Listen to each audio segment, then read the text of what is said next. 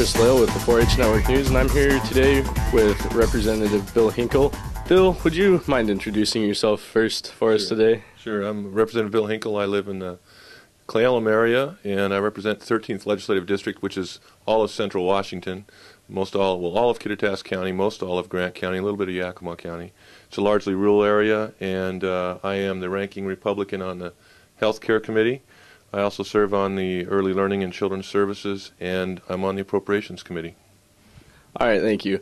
I have a few questions for you today. The first one I'm going to ask is, what bills pertain to youth that are out on the floor right now that you know of? Well, pertain to youth, let's see. I as a member of the, I co-chaired a task force on child safety and welfare this last 2 years, and I just passed out of committee yesterday 2 bills. One is called Sarita's Law, which has to do with children that are removed from a home because of abuse or violence, and if they're taken out twice from a home because of abuse or violence or neglect, then that case gets taken before a court, and we have some standards laid out there to try to keep the kids safe and make sure that families are getting services that need them. If if there's an anger problem, if there's an alcohol problem, we can get state services to help those people through their problem and get the kids reunited with their families in a safe environment, and we work on that.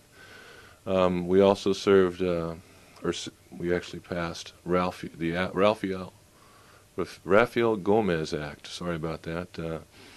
And that is a bill that basically, when you have a dependency hearing where kids are being taken from their home, and there's assertions made by the state children's services that they bring the documentation of their assertions. In total, we've laid out some specific things, but basically trying to strengthen the case, but also make sure that there are not accusations made that are baseless or based on bias or prejudice of the worker from the state. So, again, trying to enforce unification of families, but also safety of the children. So, those are 2 that I especially worked on. Other than that, I can't tell you. You're probably thinking of 4-H stuff. I'll just tell you I love 4-H. I think it's the best. It's actually the best prevention program that we support in the state. So, I've been a county commissioner before I came here, and I always supported 4-H. So. All right, thank you. And how can youth get more involved in the 4-H government, or not 4-H government, but the government itself? Well, I think, first of all, paying attention in school and understanding how government works. Most kids, when they get into junior high and high school, they get a civics class or world problems, something like that. I think, first of all, trying to understand what it is, read the Constitution, and then, going to a public meeting back home, like your county commissioner or city council, find out how it works. I even recommend calling one of your county commissioners or your city council people and saying, hey, I'd like to meet you and find out more about what you do. That's a start. As far as state government goes, I think what you guys are doing, coming down and talking to your representatives about legislation. We have a lot of kids come down every year that they actually have an interest in what's happening. Some even come up with ideas that they like to see passed into law, and so they bring them down to us, and we kind of vet the issue out and either tell them they know what they're talking about or they have a good idea, or else that's really a dumb idea, let me tell you why.